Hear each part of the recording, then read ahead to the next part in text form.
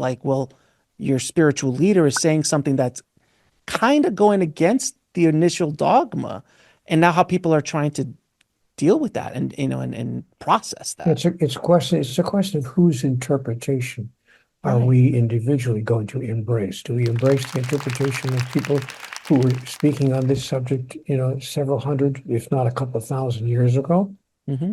Or do we embrace the interpretation of people who are receiving and reviewing the information with today's awareness, at today's level of universal consciousness?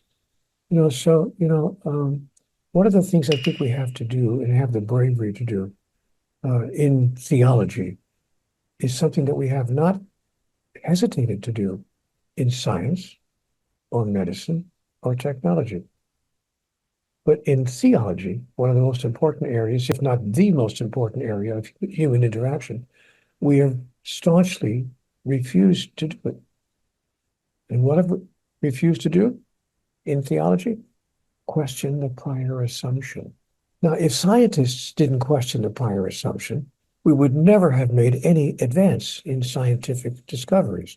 If medical researchers did not question the prior assumption on which they based their diagnoses, we would never have any advancements in medicine. And the same is true of technology. What I'm holding in my hand right now would never have been possible. I mean, all all of the information in the universe practically is available to me in this little device that I'm holding in my hand. Hmm. But if somebody hadn't questioned the prior assumption about 30 years ago or 25 years ago, this wouldn't have been possible.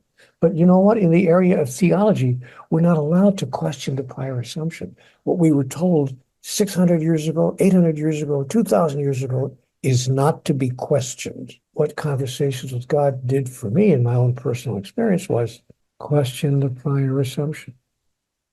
And it asked an incredible question of me. It said, Neil, do you think it's possible that there's something we don't fully understand here about God, Hmm. about life, and about each other, the understanding of which would change everything?